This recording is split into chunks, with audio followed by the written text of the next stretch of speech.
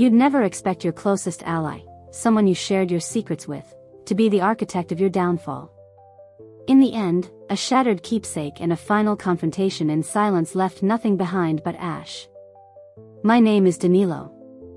I can still feel it, that hollow thud in my chest whenever I think about how easy it was to trust her. We've been friends for as long as I can remember, sharing everything from late-night laughter to worries that felt too big to whisper. And then, well, everything changed.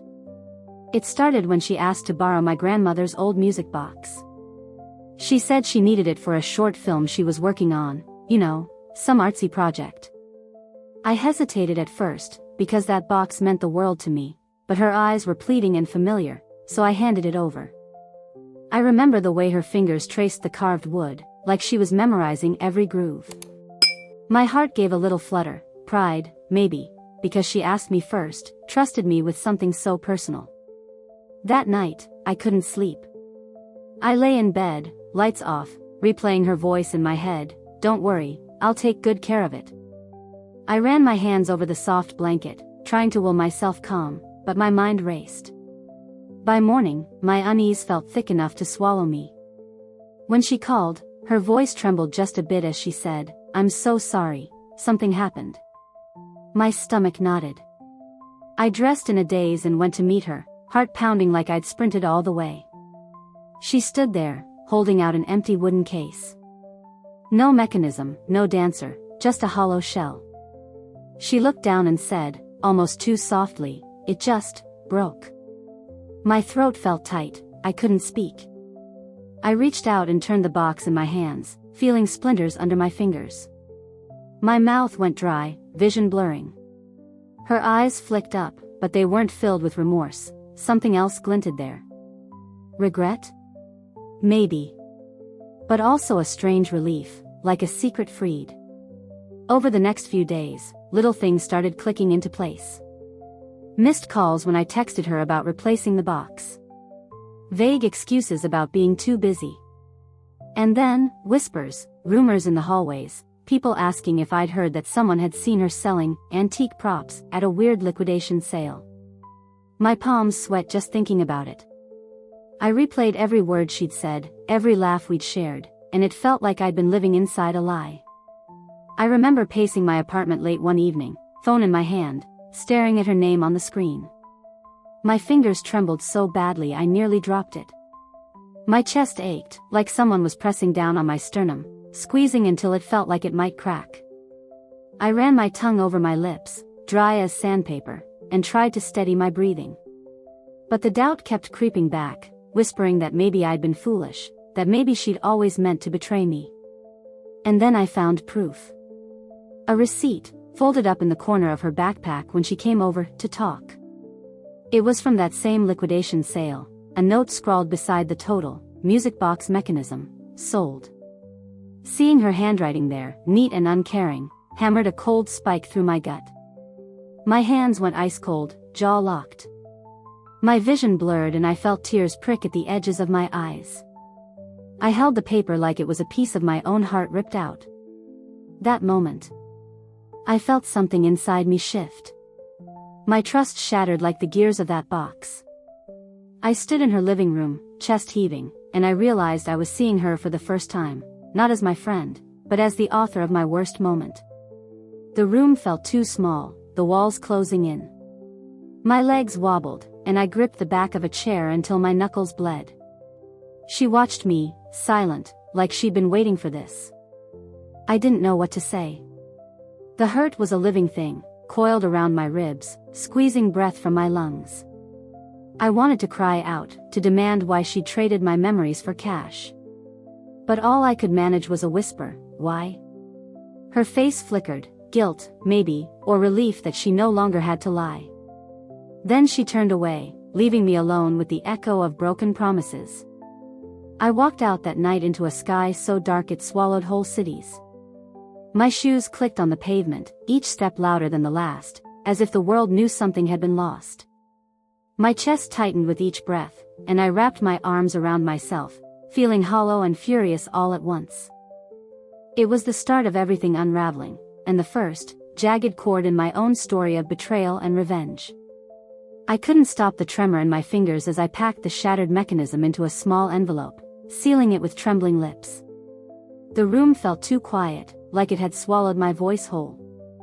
I sat on the edge of the couch, staring at the empty shell of my grandmother's music box, and my chest heaved with every breath. The ache radiated from my sternum down to the tips of my toes, a cold fuse that refused to die.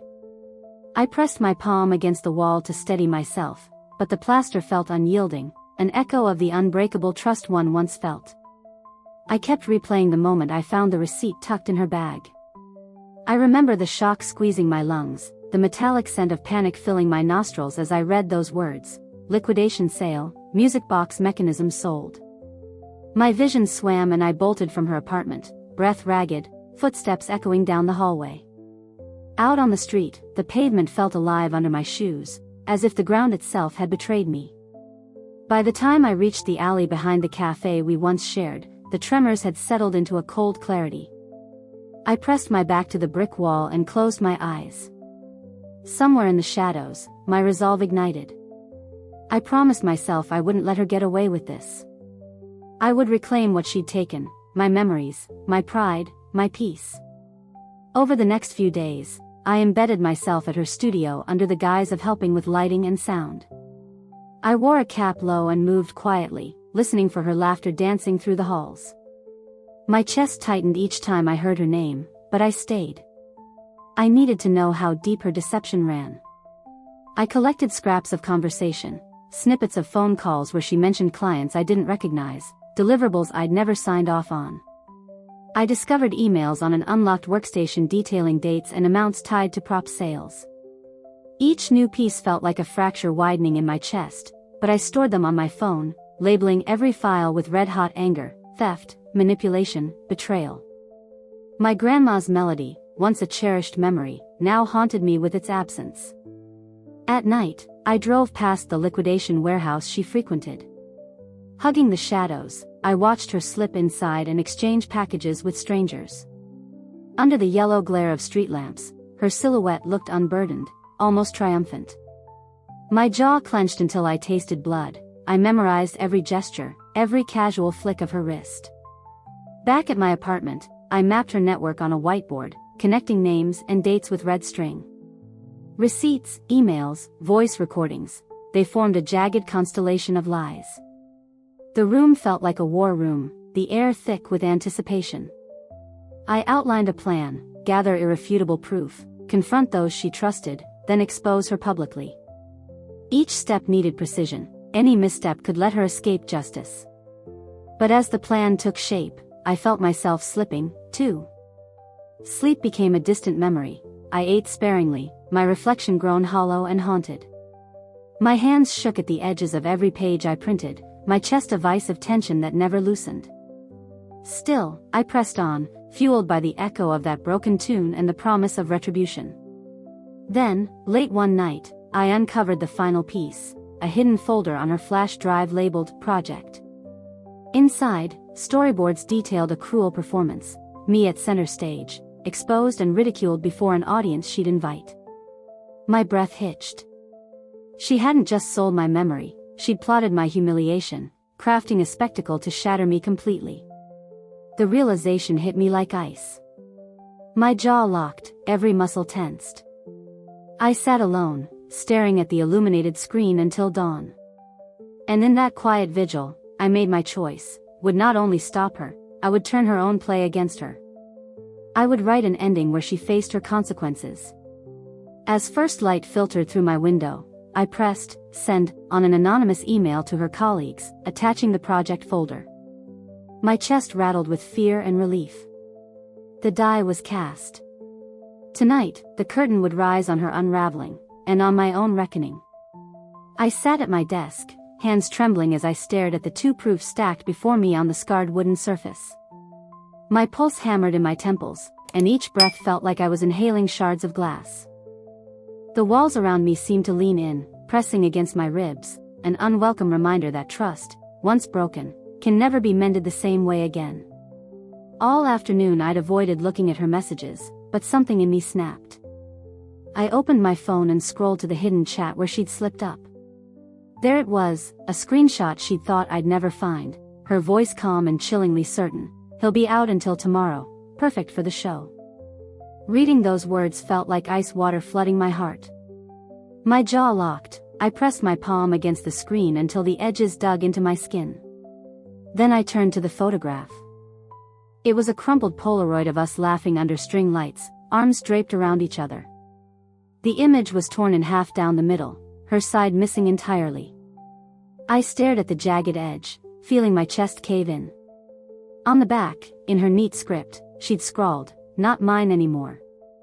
Finding it tucked inside the notebook I'd lent her flooded me with a cold, hollow ache. I sank to the floor, the torn picture falling to my lap as my body convulsed with a sob I barely recognized as my own. For a long moment, all I could feel was the physical weight of betrayal. My hands shook so badly the proofs rattled when I touched them. My tongue darted across dry lips, my throat felt raw. I pressed the photo and the screenshot side by side, as if to see them together would make sense of the madness.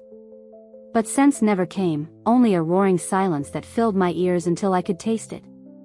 Finally, through the haze of shock, I drafted a message to her, "Explain this." My fingers hovered over the send button, heart pounding. Then I hit it. The reply came almost instantly, "I'm sorry. I was scared you'd leave me first." Those words trembled on my screen, unsure whether to be an apology or another lie. I stared at them as if willing them to truly mean something. I remember the way the afternoon light slanted through my blinds, turning dust motes into golden rain around me. My vision blurred with unshed tears, and I rubbed my palms against my jeans, trying to chase away the cold sweat gathering at my hairline.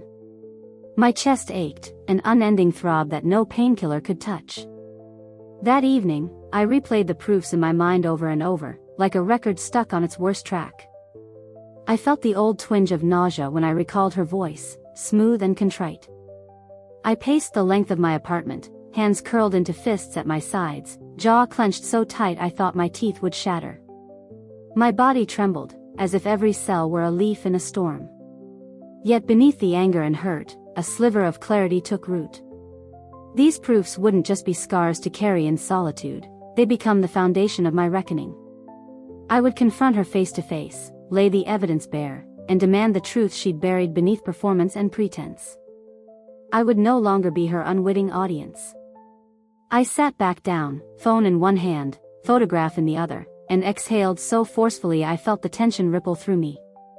The proofs gleamed in the dim light, silent witnesses to everything she'd orchestrated. My chest loosened just enough for a quiet vow to rise from the wreckage, no more shadows. I would drag this story into the open, even if it killed what was left of us. Proof 1, a torn photograph of us under string lights, split down the middle with her side missing, a scribbled note on the back reading, "Not mine anymore." Proof 2, a screenshot of her text message saying, "He'll be out until tomorrow, perfect for the show." I slipped back into my routine as if nothing had happened. Same coffee shop, same seat by the window, while everything inside me had shifted. My chest felt hollow and heavy all at once, like the echo of her confession was still vibrating through my ribs. I busied myself with everyday tasks, checking my email, doing laundry, pretending I didn't have a dossier of receipts and screenshots burning a hole in my pocket. But every time my phone buzzed, my hands trembled, and my jaw clenched until I tasted metal. I spent an entire afternoon reliving the moment I saw her handwriting on that liquidation receipt. I traced the letters on my screen, memorizing the slight slant of each word, music box mechanism, sold. I wanted to believe it had been a mistake, a clerical error, anything but deliberate. But my guts sank each time denial tried to creep in. So I let the anger settle into something colder, resolve. I told myself I wouldn't waste energy on emotional outbursts, I'd be surgical. That evening, under the dim glow of my desk lamp, I laid out every piece of evidence, receipts, call logs, the photo proof, like a crime scene. I cataloged dates and amounts, cross-referencing times she'd canceled plans with deposits made into her account. My fingers ached from scribbling notes, drawing arrows between names and numbers. It felt absurd to be so meticulous, but I needed to build a case that couldn't be dismissed. Each jot of ink felt like reclaiming a fragment of control.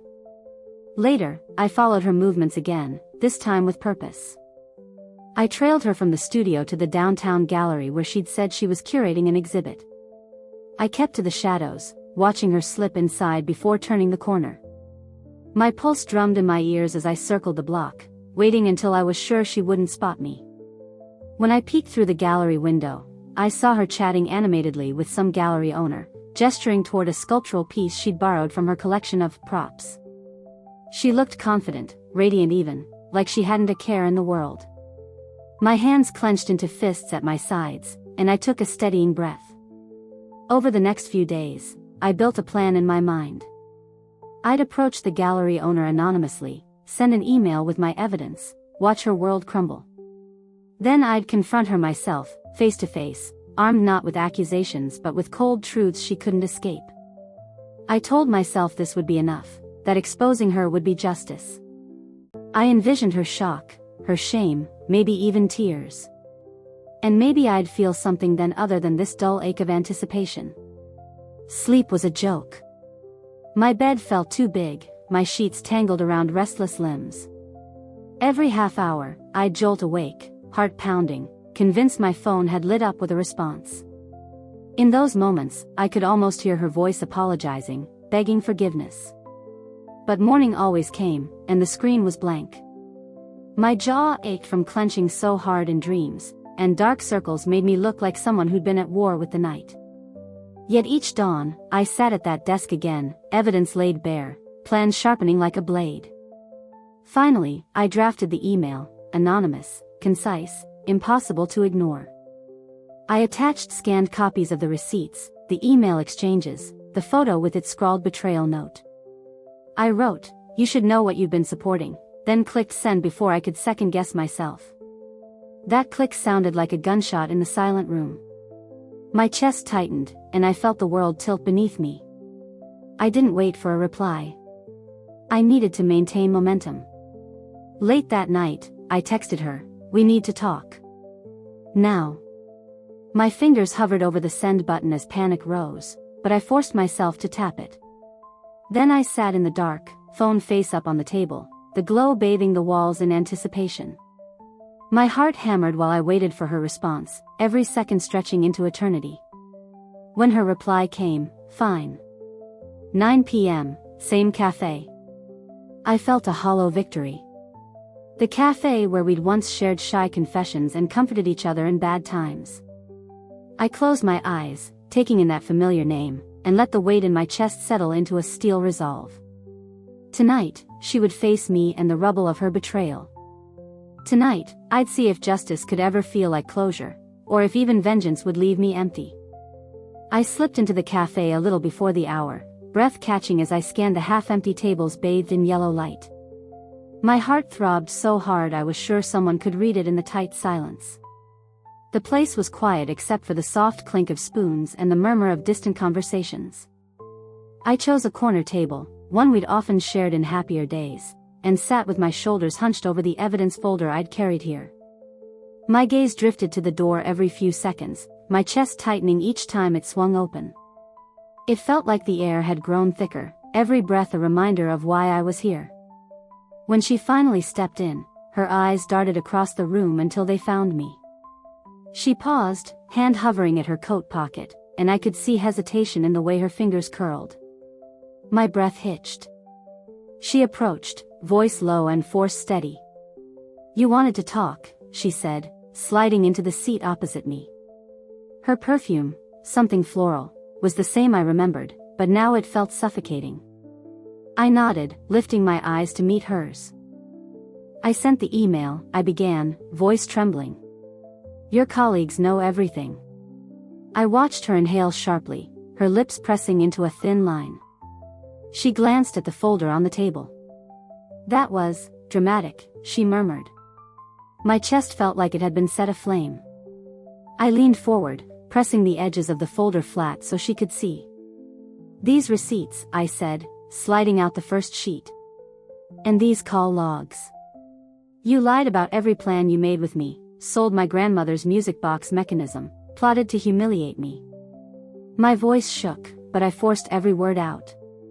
Her eyes flickered, shadowed by regret or fear, I couldn't tell which. I thought we were friends, I continued, hands curling into fists. You promised you'd keep it safe, that you'd never betray me. The waiter passed by, pausing to set down our drinks. I barely noticed, but she blinked and tucked a strand of hair behind her ear. She stared at her coffee as if it could swallow her troubles. I exhaled sharply, tasting the bitter edge of anger. Why? I whispered, voice almost breaking. Why did you do it? Her gaze finally lifted, meeting mine with a raw tremor. I was desperate, she admitted, voice small. I needed money, and I thought you'd understand. She bit her lip, eyes glossy. I thought I could fix it later. Her confession struck me like a blow. My jaw tightened, and I felt tears gather at the corners of my eyes. You betrayed me for cash? I asked, disbelief cracking through my anger. She looked down, nodding slowly. It wasn't just that, she said, voice hollow. I was scared of being left behind. My chest constricted. She kept talking, words tumbling out in a rush, about her fear of abandonment, her envy when my little successes outshone her own, her shame for crossing a line she couldn't uncross. I listened, every syllable slicing through me. My hands went numb, heart hammered. Finally, I reached into my pocket and pulled out the torn photograph. Do you remember this? I whispered, laying it on the table. Her face drained of color. You tore us apart, I said, voice coated in sorrow. Now you want me to possibly forgive you?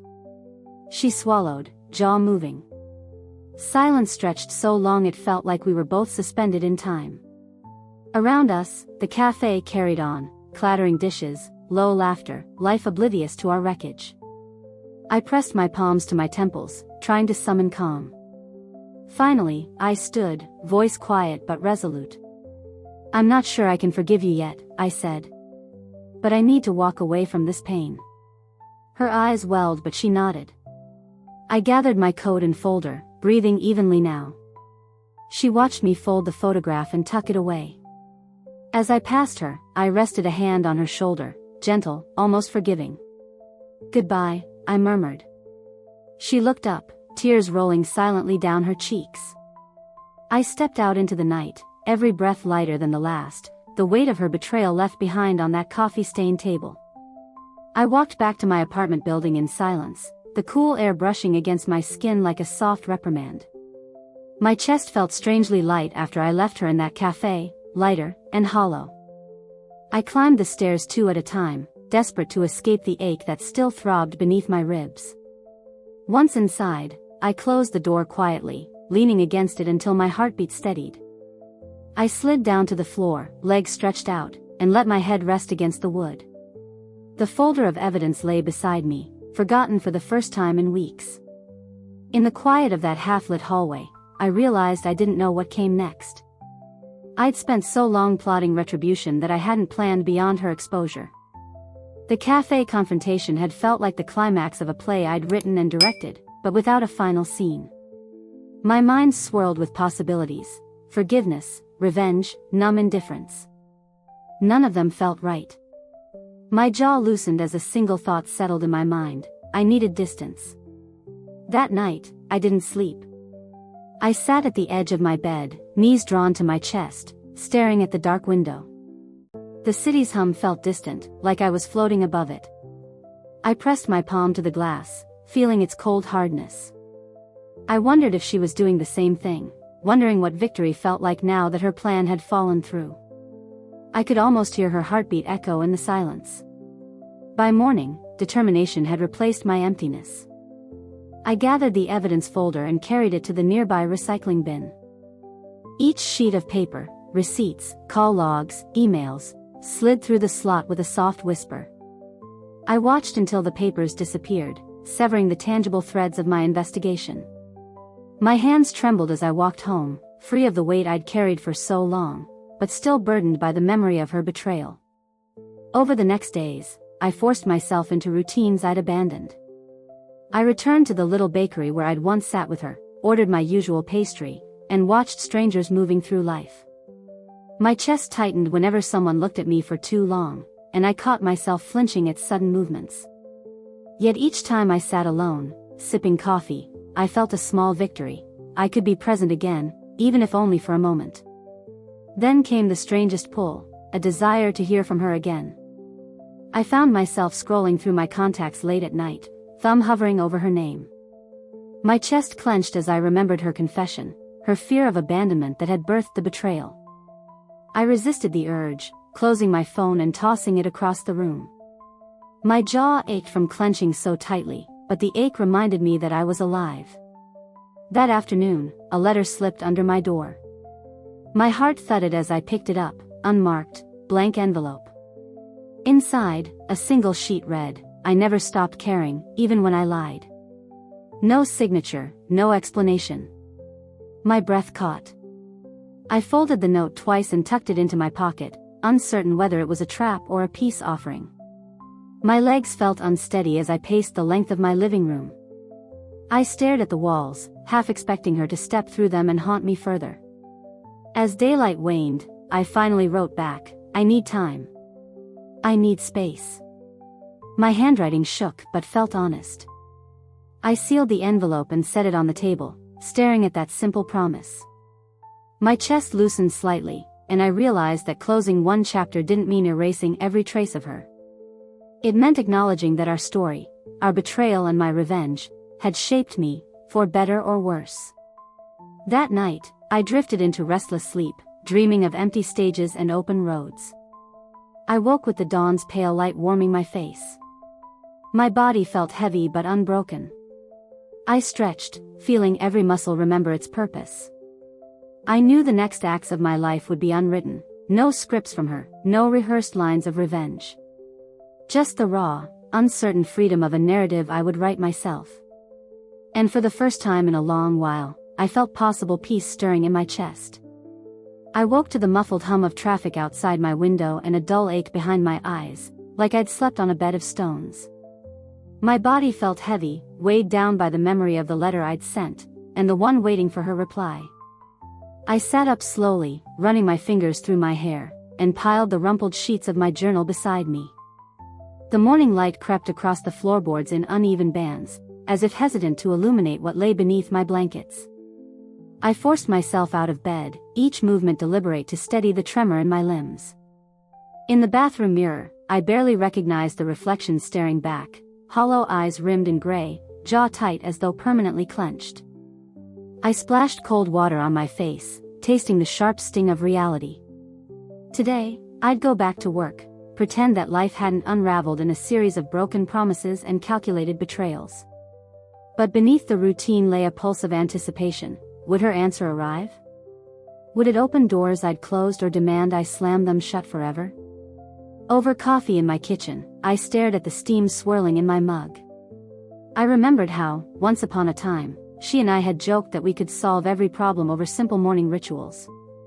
Now, each sip felt like a compromise, a small surrender to the world's relentless momentum. My hands trembled as I reached for my phone, fingers brushing the lock screen. No new messages. My jaw clenched. I pressed my palm against the cool countertop and let out a breath so long it rattled in my chest. At work, I buried myself in spreadsheets and emails, letting numbers blur until they lost meaning.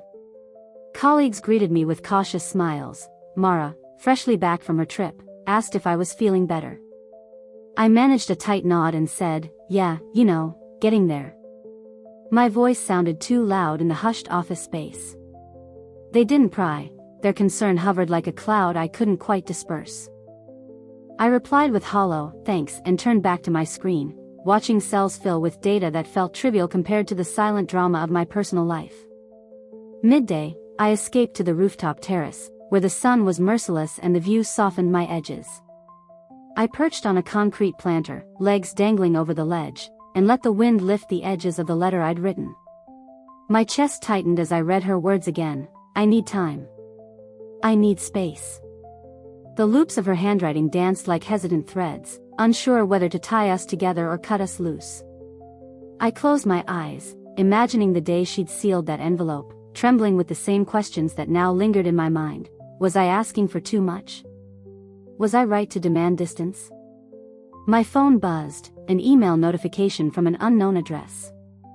My heart slammed against my ribs as I swiped it open. It wasn't from her. Just a newsletter about a writing workshop, suggesting exercises on letting go. I exhaled, a slow hiss, and stared at the subject line, "Release what holds you down." It felt like a cosmic prank. I deleted it, but the words settled in my thoughts like seeds: release, hold, down.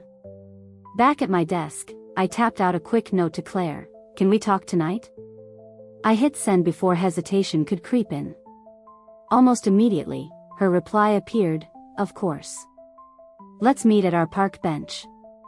Relief and dread twisted together in my stomach. I let my head fall against my desk for a moment, aching with uncertainty. That bench had witnessed my lowest confessions and my first steps toward healing. Would it hold space for her reply too?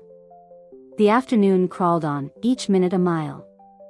My coworkers' voices drifted by in snippets of project statuses and lunch plans, but I heard only the clock's countdown. Finally, I closed my laptop and headed out, phone tucked into my jacket pocket like a ticking bomb. The city felt colder now, the sun tilted, shadows sharpened. I strode without looking back, heart kick drumming in my ears. At the park, Claire was already there, perched on our usual bench. She waved as I approached, offering her calm presence like a lifeline. I sat beside her, hands folded in my lap. She studied me, curious and kind. Before I could speak, my phone buzzed again. I glanced down, a text from her number. My breath caught. I tapped it open. "I've been doing a lot of thinking," it read. "I'm sorry for everything. If you ever want to talk, I'll be here." No details, no promises, just that small reach across the divide. My chest fluttered, a hesitant hope. I looked up at Claire, swallowing the lump in my throat. She squeezed my hand, wordless support. I folded my phone shut and slid it into my pocket. The letter's words, "Need time, need space," already felt less like a wall and more like an invitation to rebuild new boundaries. I inhaled the crisp air, letting it fill my lungs. My jaw unclenched just a fraction, and I realized that this moment, uncertain, unguarded, was my choice. Between the ache of waiting and the risk of return, I could decide how to step forward. I sat there, dusk settling around us, and let the possibilities unfold. That evening, I slipped back into my apartment feeling both lighter and more unsteady than ever. My phone's glow had faded, but the memory of her message, "I'm sorry for everything. If you ever want to talk, I'll be here," burned behind my eyes. I set my keys on the hallway shelf and stood there for a moment, shoulders sagging as if I'd been carrying the weight of this entire story on my back. The emptiness of the silent rooms felt unfamiliar, like I'd never quite lived here before. I made coffee by the dim kitchen light. The steam curled up in lazy spirals that reminded me of simpler mornings we'd shared, when betrayal seemed impossible. I held the mug in both hands, feeling its warmth seep into my fingers. My chest still hammered inside me, a restless drumbeat that refused to settle.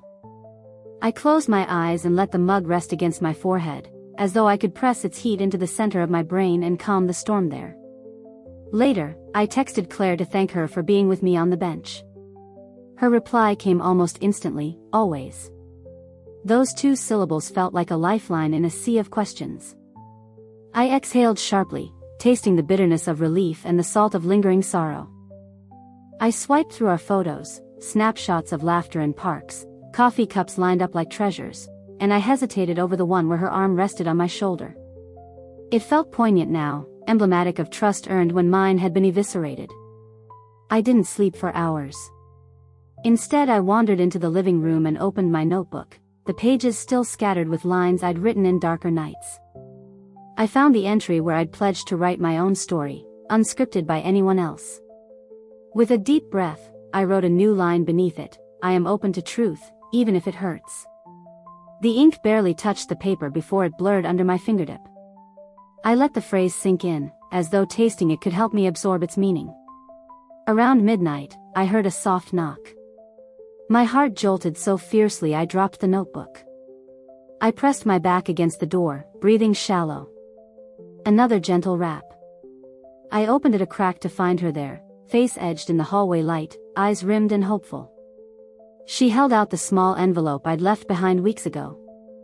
My hands trembled as I took it, the paper felt too heavy for its size. "I found this," she whispered. "I keep thinking maybe I owe you something more than words." Her voice quivered, and I realized how small she looked, how frightened. My jaw clenched, I wanted to slam the door and retreat into solitude. Instead, I stepped aside and let her in. Inside, she lingered in the threshold. I closed the door and leaned against it, arms folded. We stood in silence that stretched until my coffee cooled on the table. Finally, she spoke. "I've been replaying everything, trying to figure out how I let it get so far." Her words tumbled out, fears of being insufficient, impulses born of envy and panic. She paused, letting them hang between us like fragile glass. I pressed my lips together, mind racing. My body reacted first, palms slick, jaw tight, pulse thundering. I felt the old ache of betrayal twist through my chest. But beneath it, something else, compassion, surprise at how raw she remained. I uncrossed my arms and let them drop, mindful of the tremor that ran down my spine. "I needed space," I said softly. "I needed to stop hurting." She nodded, head bowed. "I understand," she whispered, and her shoulders shook. I took a careful step forward, closing the gap. The hallway light flickered, casting uneven shadows, and I felt time slow to a swallowing hush. I placed the envelope on the table and pulled out the crumpled letter she'd written. Her note, "I never stopped caring," lay atop old photographs I'd hidden away. I smoothed the paper, reading her words again, then folded it neatly. I set the camera down and looked at her face, tracing the lines of regret and hope. "I don't know where we go from here," I said, voice steady despite my racing heart. "But I'm willing to listen." She exhaled, relief and uncertainty mingling in her gaze. I reached out, fingertips hovering until they brushed her palm. The contact was electric, an unspoken promise that our story could continue, uncertain but genuine. We stood there, two broken trust earners, holding fragments of something new. The door behind us remained closed, sealing out the world's echoes. In the quiet that followed, I realized that moving forward didn't mean erasing the past. It meant carrying it with honesty, letting it guide the next steps into whatever lay ahead. Dawn slipped through the blinds like quiet forgiveness, painting the room in pale gold. I lay in bed, listening to the soft rhythm of her breathing at the edge of the mattress, an unexpected harmony after so many nights spent alone. Her hand rested on mine, fingertips still trembling from yesterday's confession, and I felt a tight knot in my chest loosen, unraveled by the simple weight of her presence. I sat up slowly, careful not to startle her, and watched the light crawl across her face. She stirred, eyes fluttering open, confusion and relief mingling in their depths. I offered a small smile, one that was both apology and invitation. She returned it, hesitant, as if unsure whether she deserved the warmth of morning by my side. I reached over and tucked a stray lock of hair behind her ear, marveling at how such a small gesture could feel like the first step in rebuilding an entire world. We moved through that morning in companionable silence, brushing teeth side by side in the bathroom, sharing coffee sips at the kitchen counter, each moment weighted with mutual care. I realized how much I'd missed these ordinary rhythms, the steam fogging the mirror, the click of sugar into cups, her laugh when I burned the toast. It felt fragile, like a newly formed wing waiting to test itself in open air. Over toast and jam, I cleared my throat. "I've been thinking," I said, voice low. She leaned forward, attentive. "About what comes next?" Her gaze held both hope and fear. "I want us to set some ground rules," I continued. "Trust is broken, and it'll take time. I need honesty, no more secrets. And I want space when things feel too raw." Her nod was slow but certain, a silent pact forming between us. I listed my own boundaries: no improvised projects, no hidden receipts, no sudden silences without explanation. Then I asked her to share hers. She paused, brow furrowed as she measured her words. I need grace, she whispered.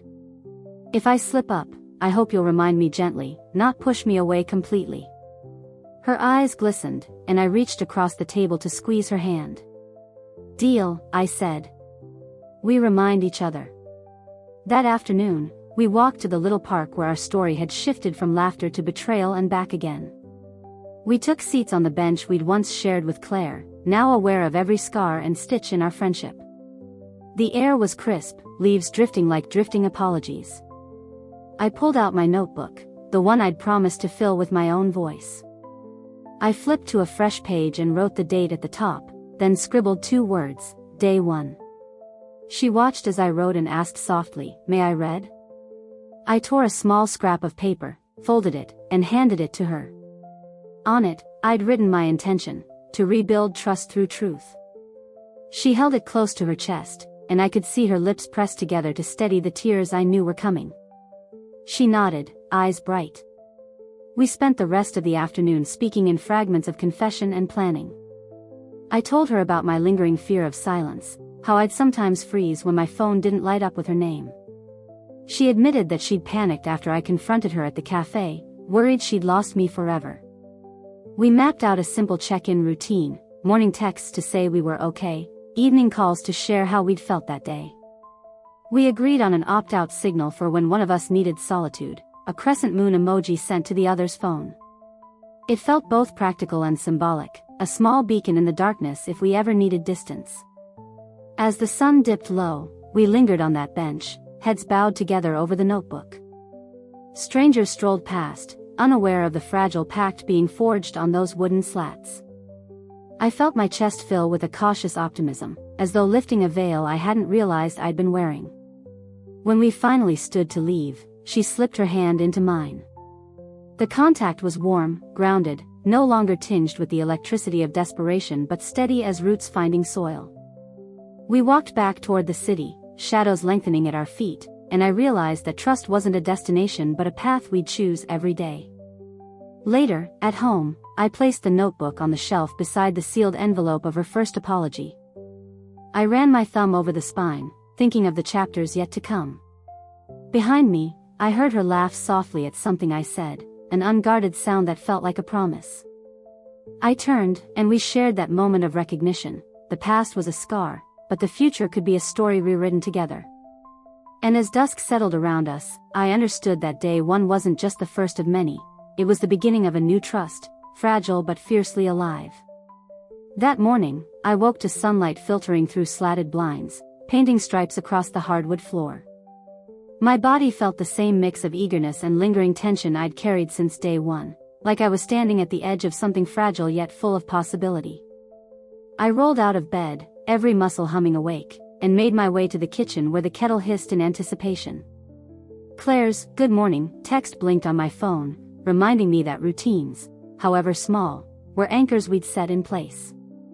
Over coffee, I reread the crescent moon message thread we'd agreed on. It sat there on the screen like a silent pact. I tapped her name and sent back a sun emoji, a signal that I was here, present and ready.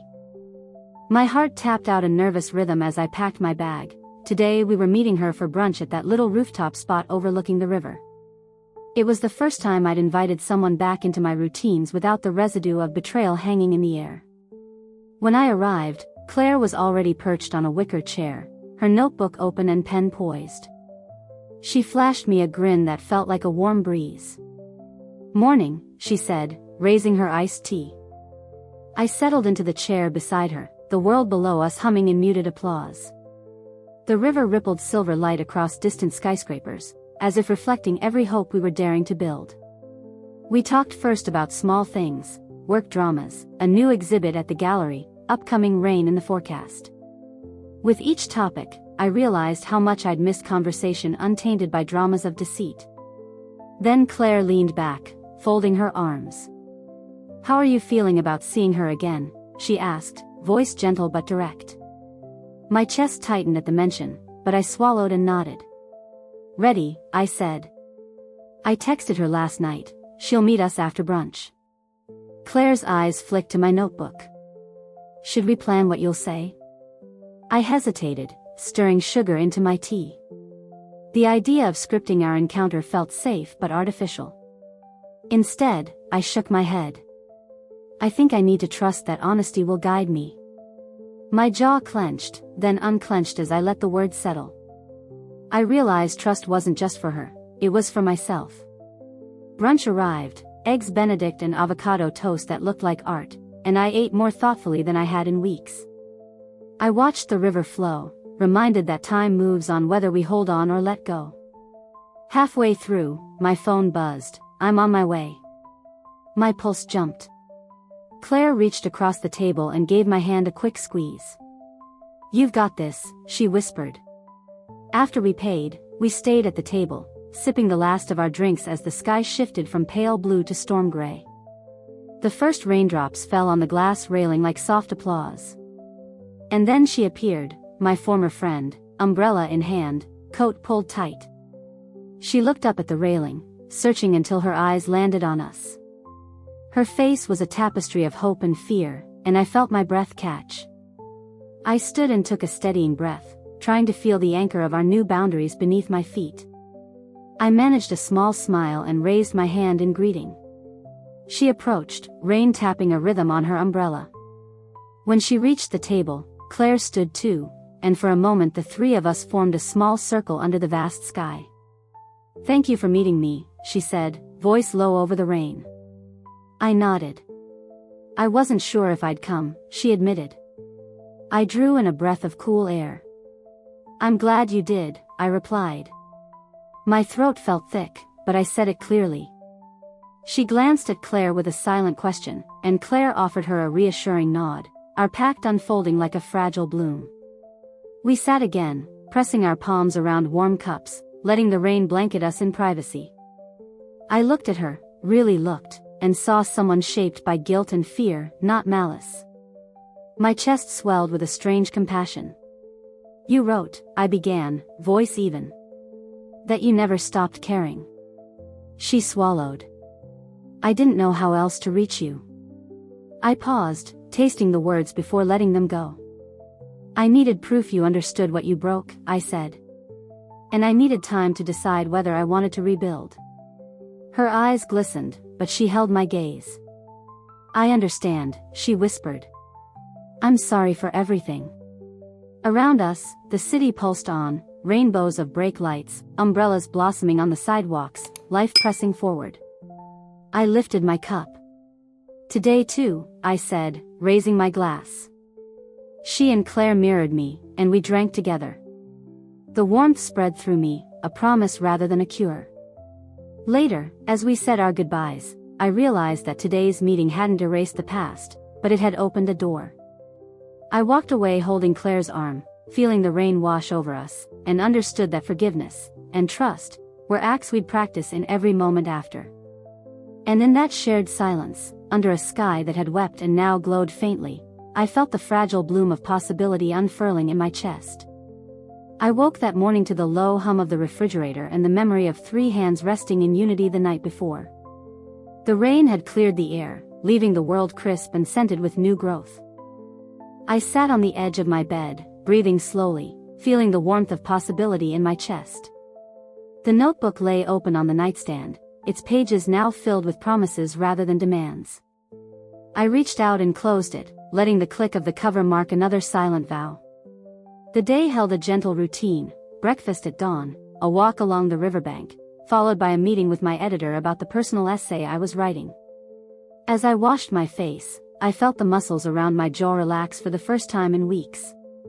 I dressed in soft tones, jeans and a faded sweater, and stepped into the cool morning light. On the sidewalk, I greeted familiar faces with an openness I had almost forgotten. Each "good morning" carried weight, a reminder that trust no longer had to be hidden behind locked doors. By mid-morning, I had found a rhythm in my own narrative, one foot in front of the other, one sentence after the last. I arrived at the cafe to meet Claire for a writing sprint. She looked up and smiled, her presence a gentle anchor. We settled into our corner table with laptops open. As fingers touched keys, I felt the hum of creativity stir. Our words mingled in the silent space between us, 2 stories coalescing into something new. After a few hours, I slipped out into the sunshine, notebook in hand. I had agreed to join her and my former friend that evening for a cooking session, part of our new trust-building exercises.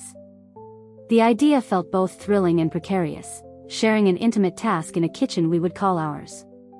I walked to the market, inhaling the smell of ripe tomatoes and fresh herbs, the world feeling alive with color. At my apartment later, I laid out ingredients on the counter: garlic, olive oil, basil, pasta. My former friend arrived, her smile tentative but genuine. We greeted each other with a nod, no elaborate gestures to hide behind. As we chopped and stirred, the silence was comfortable, broken only by the sizzle of onions. My heart fluttered when her elbow brushed mine. We shared a quick glance that carried a question and an answer both. Midway through the meal, Claire joined us. Her laughter filled the kitchen as she set the table, weaving wildflowers into a simple arrangement. We sat down together, plates steaming with food that tasted like second chances. Conversation flowed easily, discussions of favorite novels, plans for summer, shared memories that no longer cut but comforted. I realized I laughed freely, my voice steady. The ache of months ago felt distant, though not forgotten. After dinner, we washed dishes side by side. The warm water slid over our hands, and we talked in low voices about what trust meant now. My former friend admitted her lingering fear of silence. I nodded and promised to speak up when I felt distance closing in. We made a pact to cook together once a week, an act of collaboration instead of concealment. That night, I walked Claire and my friend to the door and paused on the landing. I met my friend's eyes and offered a soft smile. "Thank you," I said, voice honest and calm. She nodded, relief softening her features. I closed the door and leaned against it, heart full of a quiet contentment. I returned to my desk and opened the notebook again. Beneath the last entry I wrote a new line: Day 3, shared meals, shared words, shared worlds. I leaned back, letting the pen rest. Outside, the city lights glowed like embers in a cool dusk. I breathed in the promise of what lay ahead, knowing our story would unfold in moments just like this, fragile, authentic, and wholly ours. That morning, I woke to the hum of streetcars echoing through my open window, feeling the hush of anticipation in my chest. The notebook lay open on my desk, its pages now filled with days 1 through 3, each promise a thread in a fragile tapestry. I ran a hand over the scribbled words from dinner in my mind, tasting the warmth of shared meals still lingering on my tongue. I dressed with purpose, choosing the shirt she once complimented, a gesture that felt like inviting memory back into my day. I had agreed to accompany her to the gallery opening that evening, a private showing of her new pieces. It felt like a symbolic step, entering her world of art, where she once used my trust as her medium. I wasn't sure if I would see betrayal or beauty, but I knew I wanted to witness her transformation, whatever form it took. During the late afternoon lull, I met Claire at the Riverside Cafe for a quick coffee. Steam curled in the mug as she offered me an encouraging nod. "You're walking into the heart of her creativity," she said softly. My throat clenched, but I managed a small smile. "I need to see if she's found honesty in her art," I replied. Claire reached across the table and gave my hand a squeeze. "I'll be here when you need me," she whispered. With that, I rose and let the river's breeze carry me toward the evening's uncertain canvas. That night, the gallery was warmed by low lanterns and murmurs of admiration. Her voice trembled as she greeted guests, her smile both proud and tentative. She wore that same floral scarf I had once fibbed about finding beautiful, and I realized how small her victories had felt without my approval. I drifted among the paintings, abstract swirls of color, fragments of familiar shapes, a shattered music box in crimson, a torn photograph in muted sepia. Each stroke felt like a confession painted on canvas. I found her standing by the largest piece, a towering canvas of fractured mirrors, reflections splintered into jagged shards. She looked at me with wide eyes, as though sharing a secret. I pressed my hand against my ribcage, feeling the slow pulse of forgiveness and doubt. "I wanted to show you what betrayal feels like," she said quietly, voice fractures in the hush. "Then I wanted to show that it can become something else." I stepped closer, heart pounding like a drum in an empty hall. I see the truth, I said, voice steady despite the tremor in my gut. Her hand brushed mine as she pointed to a word scrawled in delicate script at the canvas's edge: resilience. The soft echoes of that word brushed against my memory. I traced its shape with my eyes, tasting its promise. A lull fell between us as guests continued their tour, unaware of the silent reckoning unfolding. I studied her face, lines of tension softened by relief. It's raw, I admitted, turning back to the mirror painting. It doesn't hide the scars. She nodded, gaze fixed on the reflections of light splintered across the mirrors. I wanted you to know I understand the weight of what I did, she said, voice barely above a whisper. I inhaled the scent of turpentine and possibility. My chest loosened, the tension uncoiling like a ribbon released. I realized then that seeing her art, her unguarded expression, was a step toward a new kind of trust. One built not on promises alone but on shared understanding of brokenness. When the crowd thinned, I guided her backstage to a small courtyard framed by olive trees. Lanterns flickered overhead. The night air felt intimate, each breath a quiet vow. She offered me a small locket, a piece of the installation she'd worn as a brooch. Inside lay a shard of broken mirror, etched with the word, forward. My hands went clammy as I held it. I met her gaze and saw hope mingled with fear. Hold on to this, she whispered. Let it remind you how far we've come and how much further we can go. I pressed the locket into my palm and felt the cool weight of its promise. Thank you, I said, voice hushed but honest. Her shoulders eased, the last vestige of tension drifting away. I stepped into the night with the locket against my heart. The city lights twinkled like distant candles, each one a story waiting to be told.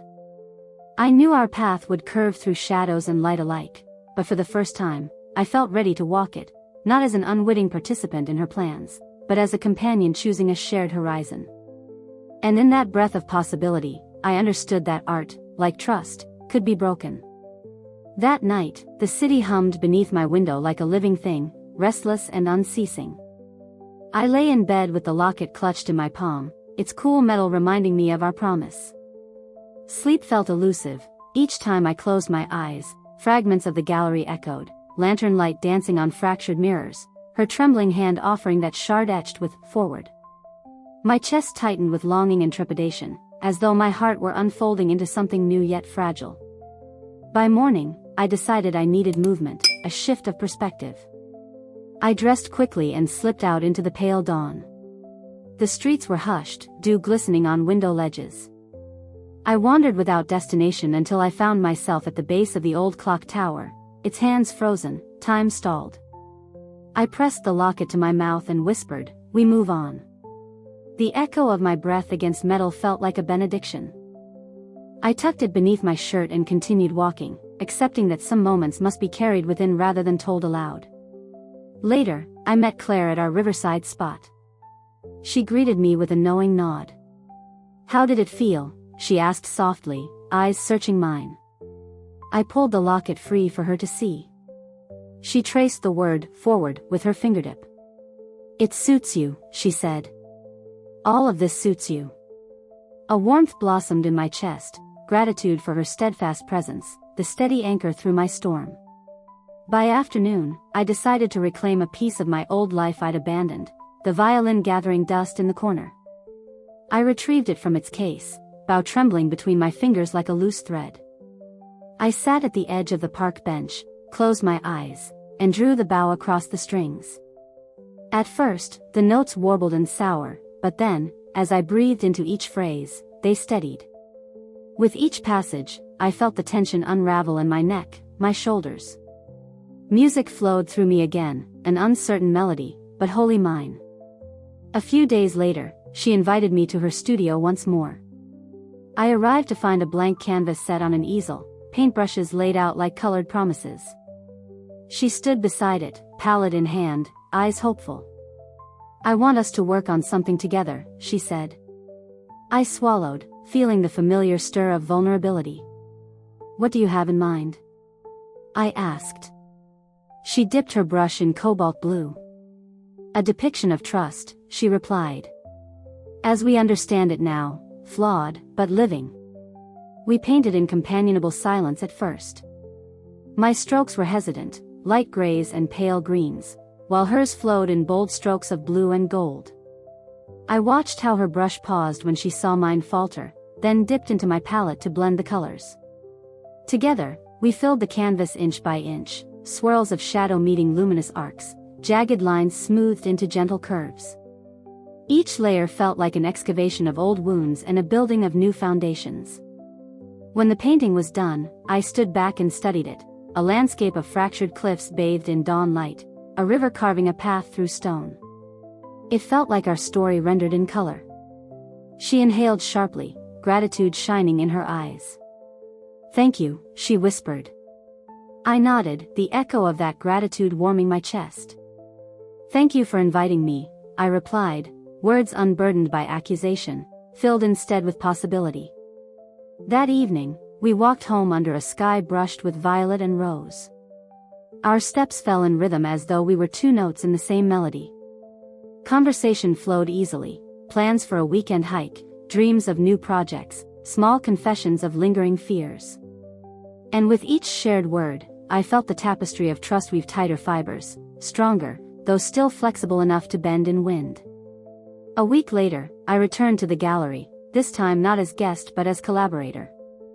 We hung our painting alongside her solo pieces, the mirror canvas, the shattered music box image, and now our joint creation. Standing before it, I felt a quiet pride. Strangers paused to admire the colors, unaware of the personal journey behind each brushstroke. I slipped the locket from beneath my shirt and placed it on the railing, letting it catch the lantern light. It shimmered softly, a talisman of what we'd built together. As I turned to leave, I saw her watching from across the room, hope and relief mingling in her gaze. I raised a hand in farewell, and she mirrored me. The gallery lights glowed warmly, reflecting our shared growth, trust reborn through art, dialogue, and deliberate risk. Walking into the night, I felt the locket's absence like a quiet echo. But in its place, I carried the memory of its promise. My chest no longer ached with uncertainty, it beat with steady conviction.